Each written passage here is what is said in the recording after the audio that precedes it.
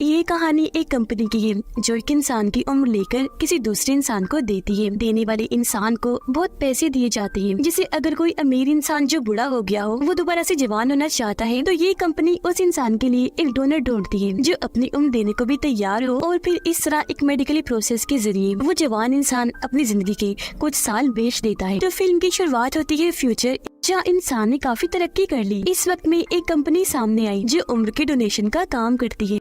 अब हम उसी कंपनी के मैनेजर को देखते हैं जिसका नाम मैक्स है। वो दो आपस में मिलते जुलते डोनर्स को ढूंढता है, क्योंकि ये उम्र डोनेट करने का काम ऐसे ही नहीं हो जाता। जाहिर है उसे ढूंढना मुश्किल है, लेकिन अगर वो मिल भी जाए तो ये उसकी मर्जी है कि वो अपनी जिंदगी के कुछ साल देता भी है या नहीं, और उनका डीएनए मिलना भी जरूरी है। तो मैक्स ऐसे डोनर्स को ढूंढकर उन्हें राजी करने की कोशिश करता है कि वो अपनी उम्र बेच डाले। आज भी वो एक फैमिली से मिलने आया जिनका एक 18 साल का बेटा था। वो भी किसी का मैचिंग डोनर था। वो उसे समझा रहा था कि अगर तुम अपनी जिंदगी के 15 साल दे दो तो हमारी कंपनी तुम्हें 7 लाख यूरो दे सकती है, जो बहुत ज्यादा पैसे हैं जिनकी मदद से तुम कुछ भी कर सकते हो, अच्छा पढ़ लिख सकते हो, अपनी फैमिली की मदद कर सकते हो, इसके अलावा और भी बहुत कुछ। लेकिन वो लड़का सोच भी पड़ गया, क्योंकि ऐसे वो अपनी पूरी जवानी पर बात कर लेगा। पर मैक्स बहुत चालाक था, वो अपने क्लाइंट्स को राजी कर लिया करता था, तो लड़की को भी वो मना लेता है, क्योंकि वो लड़का जानता था कि 15 सालों में मैं 7 लाख यूरो नहीं कमा पाऊंगा। हालांकि लड़के की मोम को ऐसा करना बुरा लग रहा था, पर वो बेचारे गरीब लोग थे, मजबूरी की वजह से उन्हें ऐसा करना पड़ता है। अब यहाँ उनकी डील पक्की हो गई, जिसके बाद मैक्स अपनी कंपनी में वापस आने लगा। यहाँ की दुनिया हमें दिखाई गई, जहाँ बेचारे गरीब लोग झोपड़ियों में रहते हैं, जबकि अमीर लोग आलीशान घरों में। यहाँ कुछ लोग ऐसे भी हैं जो इस कंपनी के खिलाफ हैं और अक्सर एहतजाज वगैरह करती रहते हैं। कंपनी में आने के बाद यहाँ उनकी काफी बड़ी मीटिंग थी, क्योंकि मैक्स और उसके जैसे कई सारे मैनेजर्स को उनकी काबिलियत पर इनाम दिए गए थे, क्योंकि उन्होंने बहुत अच्छा काम किया। बहुत सारे लोग इनको ला कर दिए। यहाँ हमें कंपनी की हेड भी दिखाई जाती है, जिसका नाम सोफी है, और ये टाइम डोनेशन वाला आइडिया उसका ही था जो आज तक काम कर रहा था। यह सोफी अपने लोगों को स्पीच देती है। उसकी बातें ऐसी थी जैसे इस प्रोसेस में सबका फायदा है। यह कंपनी के बहुत सारे लोग जानते थे कि ये गलत है, पर बेचारे मजबूर होने की वजह से चुपचाप बस काम करती थी। सोफी यहाँ कहती है कि हम अपने खास वर्कर्स को लंबी जिंदगी देने वाले हैं, ताकि वो हमारी कंपनी के लिए लंबा अरसा काम करे। वो यहाँ बड़े बड़े साइंटिस्ट के नाम लेती है,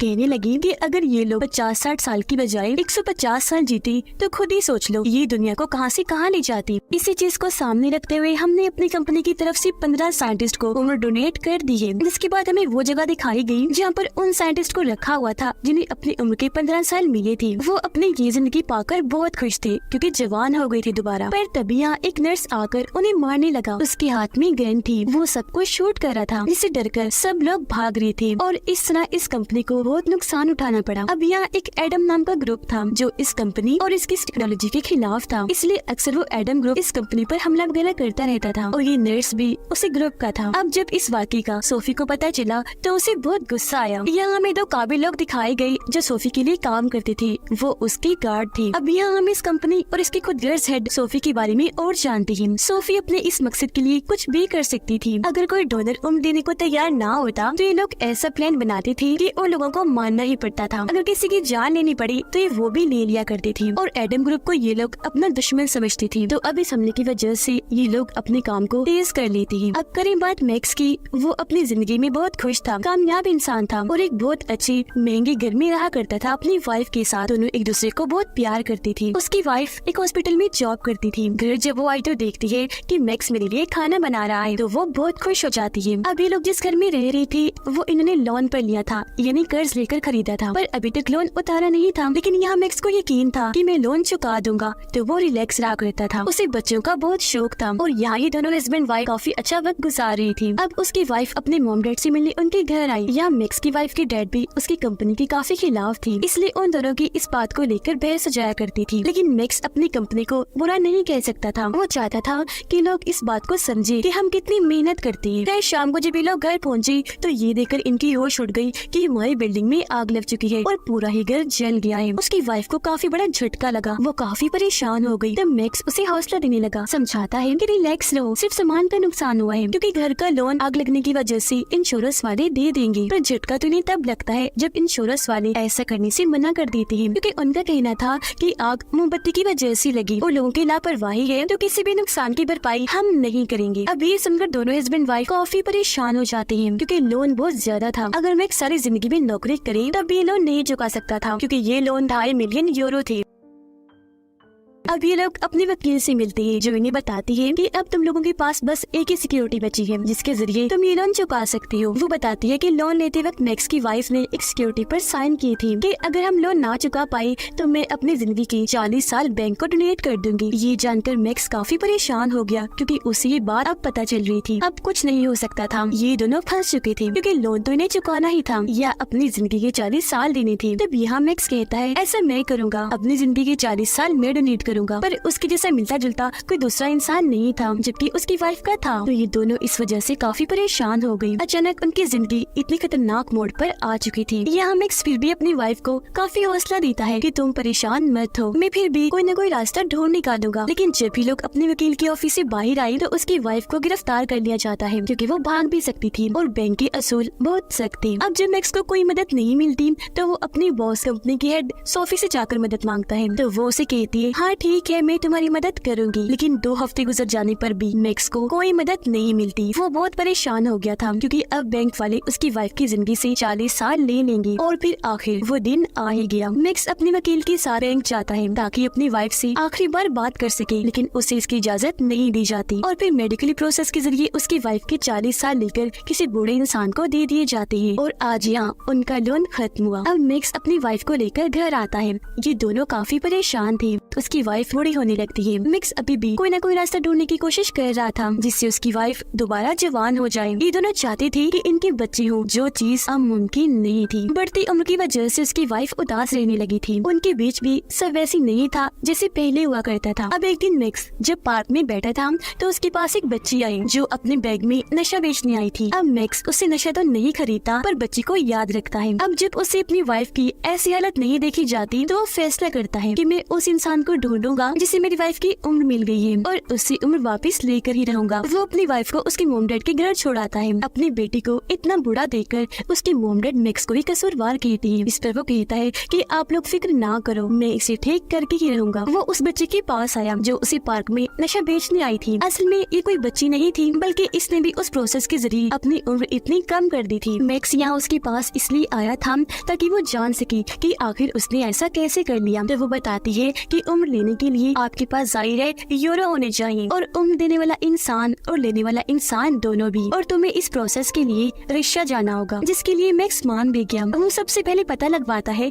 कि वो कौन है जिसे मेरी वाइफ की उम्र दी गई। और जब उसे पता चला कि वो एक औरत है तो ये जल्दी से उसके पास जाकर उसे बेहोश करके अगवा कर लेता है। फिर वो जाता है अपनी वाइफ के पास और उसे सारी बात बता देता है। वो यहाँ मैक्स का साथ देती है। और वैसे ही भला कौन है वो इंसान जो अपने जवानी को वापस पाना नहीं चाहेगा। सब कुछ पीछे छोड़कर ये दोनों अपने मुल्क को छोड़ने का प्लान बनाते हैं। पर जब ये लोग जा रहे थे तो इन्हें पता चला कि ये लड़की जिसे इन्होंने अगवा किया है वो कंपनी की हेड सोफी की बेटी है और मैक्स की वाइफ की उम्र उसकी बेटी को नहीं बल्कि सोफी को डोनेट की गई थी। लेकिन ये बात मैक्स को आखिरी वक्त में पता चली थी, इसलिए वो फिर भी उसे साथ ले जाने के लिए राजी था क्योंकि ये लड़की सोफी की बेटी है। तो हो सकता है दोनों का डीएनए मैच हो जाए और इसमें से मैक्स की वाइफ को 40 साल मिल जाए। अब जब सोफी के दोनों गार्ड्स को सोफी की बेटी की अगवा होने का पता चला तो उन्हें लगा कि ये काम भी जरूर एडम ग्रुप ने किया है। पर ये लोग सोचते हैं कि एडम ग्रुप हमारे लोगों को मारता है, अगवा नहीं करता, तो ये काम उनका नहीं। अपने शातिर दिमाग से दोनों गार्ड्स ये पता लगवा लेते हैं कि ये किसी और का काम है। और क्योंकि इनके पास हर चीज की एक्सेस कंट्रोल था तो बहुत जल्द ये मालूम कर लेते हैं कि ये काम उनकी एक वर्कर मैक्स का है। और वो भला ऐसा करता भी क्यों ना, जिस कंपनी के लिए उसने अपनी जान तक लगा दी उसी कंपनी की मालिक ने उसकी वाइफ की उम्र ले ली। अब सोफी की बेटी को लेकर ये समंदर के जरिए बॉर्डर को पार करते हैं। इन्होंने उसे एक बॉक्स में बंद कर दिया था पर जब ये पोर्ट इन्हीं बंदरगाह पर पहुंची तो वहाँ सिक्योरिटी काफी सख्त थी तो ये लोग पकड़े जा सकते थे। लेकिन मजबूरी थी तो आगे बढ़ना भी जरूरी था। तो इस मकसद के लिए वो एक फैमिली का इस्तेमाल करते हैं जिनकी गाड़ी में मैक्स, उसकी वाइफ और सोफी की बेटी थी जिसे इन लोगों ने बॉक्स में बंद किया हुआ था। हालांकि सिक्योरिटी को शक हुआ पर मैक्स सब अच्छे से संभाल लेता है और इस तरह ये बॉर्डर पार कर लेते हैं।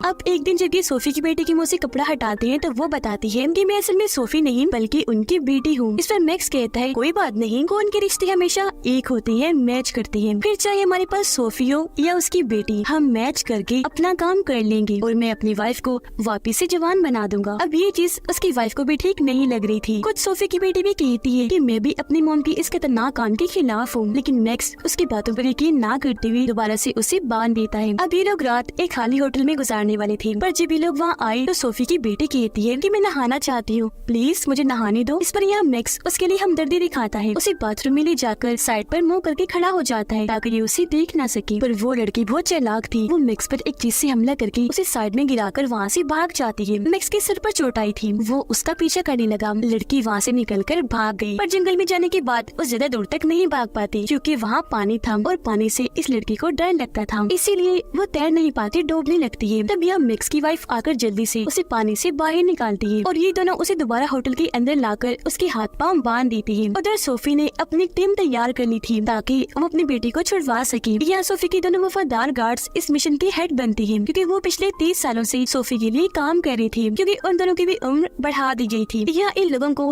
मैक्स की लोकेशन पता चल गई थी कि वो कहाँ है, तो ये लोग अपने सिपाही लेकर उन पर हमला करने के लिए निकल जाते हैं। उधर अगली सुबह होटल के कमरे में एडम ग्रुप और उनकी लीडर आ गई थी क्योंकि उन्हें भी मैक्स की जानकारी मिल चुकी थी। वो तो दरअसल इस मौके की खोज में थी कि उनके हाथ कुछ ऐसा लगी कि वो सोफी और उसकी कंपनी को भारी नुकसान पहुंचा सके, और अब उनके पास काफी अच्छा मौका आ चुका था क्योंकि खुद सोफी की बेटी उनके कब्जे में थी, जिसको बचाने के लिए सोफी कुछ भी करेगी। अब यहाँ एडम ग्रुप वाले और उनके लीडर इन तीनों को ही बंदी बना लेती है। तब यहाँ मैक्स उनके लीडर को समझाने की कोशिश करता है कि देखो हमें कुछ मत करना, हम तो खुद उस कंपनी के खिलाफ हैं। जिस पर लीडर कहती है कि हाँ जानती हूँ, क्योंकि सोफी खुद जवान होना चाहती थी और उसका डोनर, उसकी मैचिंग इस दुनिया में तुम्हारी वाइफ के अलावा और कोई नहीं था, इसीलिए उसने अपने मकसद के लिए तुम दोनों को फंसाया और तुम्हारे घर में जानबूझकर आग लगा दी थी। ये सब होने के पीछे उनका एक पूरा प्लान था क्योंकि अपने मकसद के लिए वो कंपनी वाले कुछ भी कर सकते हैं। और देखो तुम्हारी वाइफ को बूढ़ा करके उन्होंने तुम्हारी जिंदगी पर बात कर दी। अब तक मैक्स इस सब से अनजान था, पर आज ये सब जानने के बाद उसे दुख हुआ। उधर सोफी और उसकी पूरी टीम इन पर हमला करने अपनी बेटी को बचाने आ रहे थे, और ये चीज तो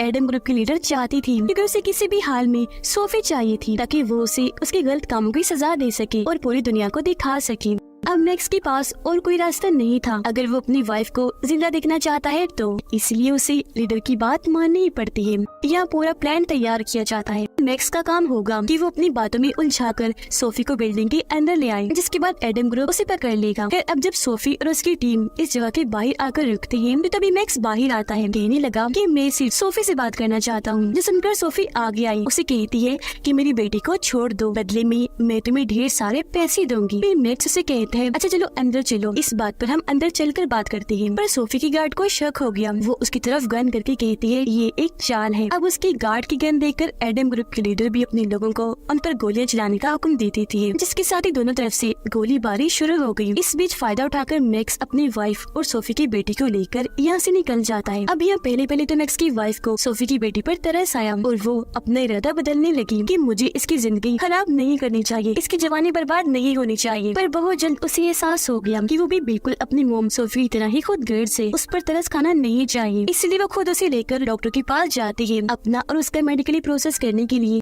जिसके बाद फिर हमें दिखाया जाता है कि मैक्स की वाइफ दोबारा से जवान हो गई है, जबकि मैक्स एडम ग्रुप में शामिल हो गया है क्योंकि वो उस कंपनी को बर्बाद करना चाहता था। सोफी की बेटी अब बूढ़ी हो रही थी, इस वजह से काफी दुखी थी। अगर वो दोबारा जवान होना चाहती तो उसका बस एक ही डोनर था, उसकी मॉम सोफी, लेकिन वो तो इतनी खुद गर्ज थी कि अपनी उम्र अपनी बेटी को भी नहीं दे सकती थी। उधर मैक्स अपनी टीम इन्हीं एडम ग्रुप के साथ इस कंपनी पर हमला करने के लिए जा रहा था ताकि कंपनी का जड़ से ही खात्मा हो जाए। ये फिल्म इधर ही खत्म हो जाती है।